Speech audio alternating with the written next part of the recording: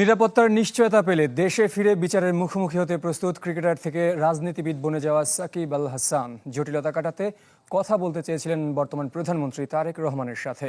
রয়টার্সকে দেওয়া সাক্ষাৎকারে জানিয়েছেন 2027 বিশ্বকাপ খেলে অবসরে যেতে চান, তবে রাজনৈতিক অবস্থার বিবেচনায় স্বাভাবিক প্রক্রিয়ায় সাকিবের দেশে ফেরার সুযোগ নেই বললেন ক্রীড়া প্রতিমন্ত্রী আমিনুল হক।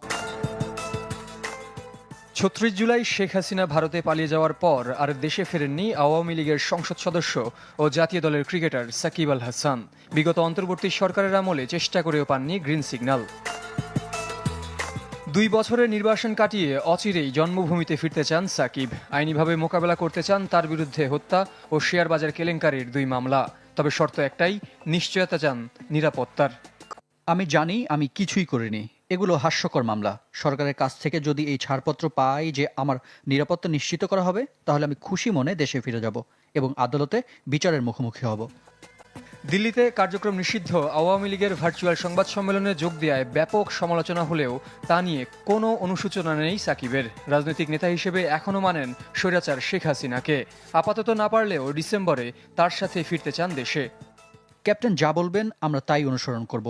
আমার মনে হয় তারাই এ বিষয়ে ভালো সিদ্ধান্ত নেবেন এবং আমাদের দেওয়া নির্দেশনা মেনে চলব।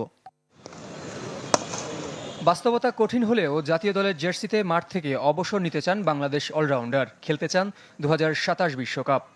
আমি বেশিরভাগ ফ্র্যাঞ্চাইজি লিগেই খেলছি, এখনও খেলাটা উপভোগ করি, ভালো খেলছিও, কিন্তু এই মুহূর্তে বয়স আমার পক্ষে নেই, তাই আমি খুব বেশি দিন অপেক্ষা করতে পারবো না। তবে বর্তমান ক্রীড়ামন্ত্রীর দাবি, রাজনৈতিক অবস্থানের কারণে স্বাভাবিক প্রক্রিয়ায় সাকিবের আর দেশে ফেরার সুযোগ নেই। যে স্বৈরাচারের স্টেজে উঠেছে তার তো আর দেশে আসার সুযোগ আছে বলে মনে হয় না। একজন খেলোয়াড় হিসেবে আমরা অনেক নমনীয় ছিলাম, এখন আর কোনো সুযোগ নেই। সে যদি আসে তাহলে আইনি প্রক্রিয়ার মধ্য দিয়েই আসতে হবে। শ্রীলঙ্কায় বসে রয়টার্সের ভারতীয় সাংবাদিককে দেওয়া সাক্ষাৎকারে সাকিব জানিয়েছেন তার ব্যাংক অ্যাকাউন্ট ফ্রিজ করে রাখায় পরিবার নিয়ে কিছুটা অর্থকষ্টে ভুগছেন। দিনের প্রস্তুতি ম্যাচে পরাজয়ে চোখ রাঙাচ্ছে টিম টাইগার্সকে। দ্বিতীয় দিন শেষে 73 রানে পিছিয়ে টাইগাররা দ্বিতীয় ইনিংসের সংগ্রহ 2 উইকেটে 19 রান। প্রথম ইনিংসে ক্রিকেট অস্ট্রেলিয়া একাদশ 355 রানে গুটিয়ে যায়। বল হাতে দিন আলো ছড়িয়েছেন পেসার হাসান মাহমুদ। 3 দিনের প্রস্তুতি ম্যাচ, প্রতিপক্ষ আনকড়া খেলোয়াড়দের নিয়ে গড়া ক্রিকেট অস্ট্রেলিয়া একাদশ। তবুও দ্বিতীয় দিন শেষে হারের শঙ্কায় টিম বাংলাদেশ। বল হাতে করি রকি চৌলির পর ব্যাট হাতে ব্যবধান গড়ে দিয়েছেন টিগ উইলি। এই মিডল অর্ডার ব্যাটারের সেঞ্চুরিতে প্রথম ইনিংসে প্রায় 100 রানের লিড নিয়েছে স্বাগতিকরা। 2 উইকেটে 51 রান নিয়ে দ্বিতীয় দিন শুরু করে ক্রিকেট অস্ট্রেলিয়া একাদশ। তখনও 212 রানে এগিয়ে টাইগাররা। জশ ফিলিপকে 24 রানে ফিরিয়ে তৃতীয় উইকেটে 51 রানের জুটি ভাঙেন হাসান মাহমুদ। এরপর শুরু টিগ উইলির প্রতিরোধ। ক্রিজে সঙ্গী বদলালেও বদলাননি তিনি। পেস কিংবা স্পিন সমানতালে সামলেছেন সফরকারী বোলারদের। চতুর্থ উইকেটে জ্যাক ক্লেটনকে নিয়ে 73 আর ষষ্ঠ উইকেটে জ্যাক ডোরানকে নিয়ে গড়েন 167 রানের জুটি। ক্লেটনের 50 আক্ষেপ থাকলেও তা পূরণ করেন ডোরান, থামেন 76 রানে আর টিক তুলে নেন সেঞ্চুরি। শেষ ব্যাটার হিসেবে আউট হওয়ার আগে খেলেন 130 রানের দারুণ ইনিংস। ক্রিকেট অস্ট্রেলিয়ার লিড ঠেকাতে 7 বোলার ব্যবহার করেন নাজমুল হোসেন শান্ত। ইনজুরির কারণে এদিন বোলিং করতে পারেননি তাইজুল ইসলাম। তাইজুল ইসলামের গতকালকে ব্যাটিং করার সময় হাতে একটা বলিং ফিঙ্গারে ব্যথা লাগছে, বল কন্টিনিউশন হয়েছে, তো তারপর থেকে আমরা ওইটাকে একটু ব্যান্ডেজ করে রাখছি, অফ রাখা হয়েছে। আজকে পুরো দিন রেস্টে রাখা হয়েছে, আগামীকালকে আবার অবজার্ভ করবো। প্রথম 2 সেশনে তেমন কিছু করতে না পারলেও শেষ বিকালে জ্বলে ওঠেন বাংলাদেশ বোলাররা। 49 রানে তুলে নেন স্বাগতিকদের শেষ 5 উইকেট। বল হাতে সবচেয়ে সফল হাসান মাহমুদ। দারুণ কাজে দিয়েছে তার কাউন্টিতে খেলার অভিজ্ঞতা। এদিন 3টি সহ ইনিংসে মোট 4 শিকার টাইগার পেসারের। 2টি করে উইকেট নিয়েছেন তাসকিন আহমেদ ও মেহেদী হাসান মিরাজ। চেষ্টা করি যে লাইন মেনটেন করে সুইং যাতে থাকে এবং নতুন বলে যদি আর্লি উইকেট পাই, সো ওই মেন্টালিটি নিয়েই বোলিং করি এবং চেষ্টা করেছি যে সেটা মেনটেন করার। 92 রানে পিছিয়ে থেকে দ্বিতীয় ইনিংসে ব্যাট করতে নামে বাংলাদেশ, কিন্তু 19 রানে সাদমান ইসলাম ও মুমিনুলের উইকেট হারিয়ে বিপাকে সফরকারীরা। এর আগে মেহেদী হাসান মিরাজের সেঞ্চুরিতে 263 রানে থামে বাংলাদেশের প্রথম ইনিংস।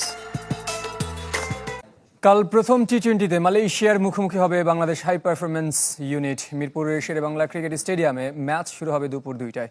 সিরিজ শুরুর আগের দিন 2 দলই অনুশীলন করেছে। হোম অফ ক্রিকেটে প্রায় 3 ঘন্টা নিজেদের ঝালিয়ে নিয়েছেন সাব্বির রহমান, শামীম পাটোয়ারিরা।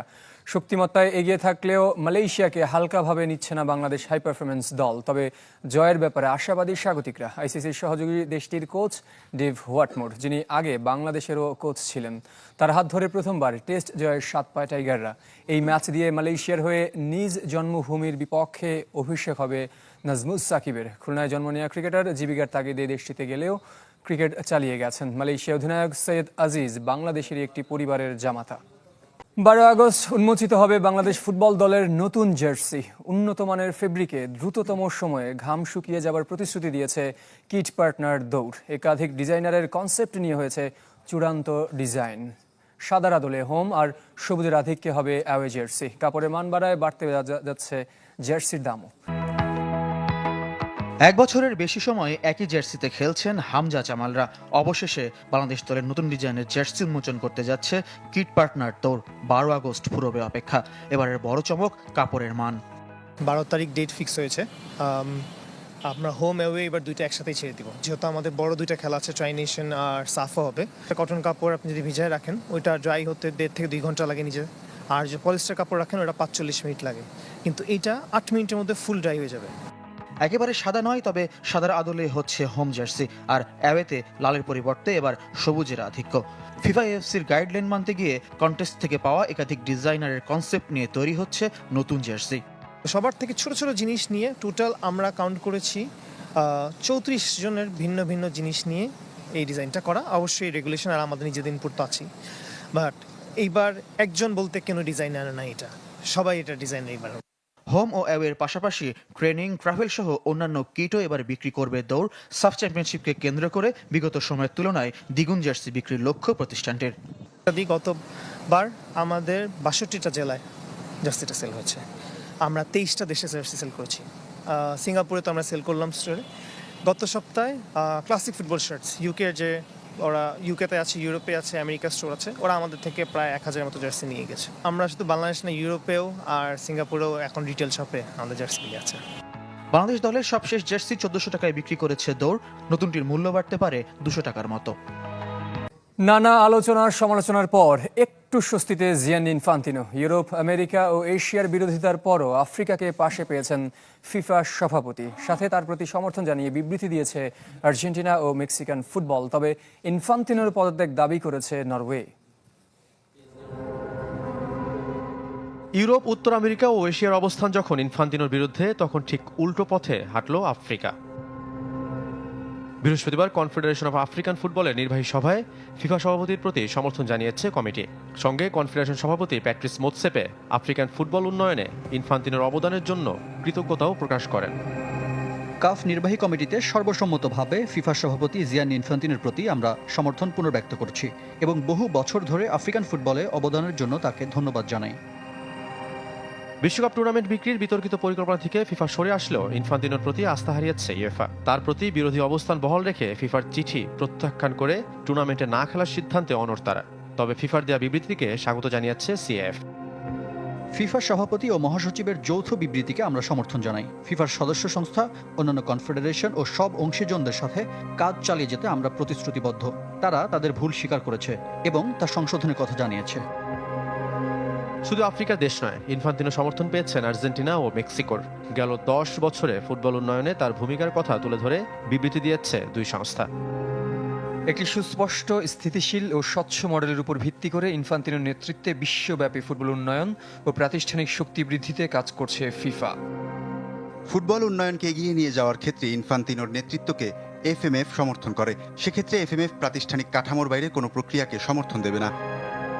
ফিফার 211 সদস্য দেশের মধ্যে আফ্রিকার অধীনে 54 দেশ, সাথে লাতিন আমেরিকারও সমর্থন পাবার সম্ভাবনা বেশি ইনফান্তিনোর। তাই উয়েফার হুমকির পরও কিছুটা স্বস্তিতে ফিফা সভাপতি। দল বদলে বড় ধাক্কা খেল রিয়াল মাদ্রিদ। চিরপ্রতিদ্বন্দ্বী বার্সেলোনা এবারে ছিনিয়ে নিচ্ছে তাদের পছন্দের ফুটবলার রদ্রিকে। বিশ্বকাপে গোল্ডেন বল জয়ী স্পেন অধিনায়কের সাথে চুক্তির দ্বার প্রান্তে ছিল লস ব্লাঙ্কোস। তবে শেষ মুহূর্তে বার্সা বস হ্যান্সি ফ্লিকের ফোন কলে সিদ্ধান্ত বদলে ফেলেছেন রদ্রি। নতুন মৌসুমে ম্যান সিটি ছাড়তে চান বিশ্বকাপের পরই জানিয়েছিলেন রদ্রি।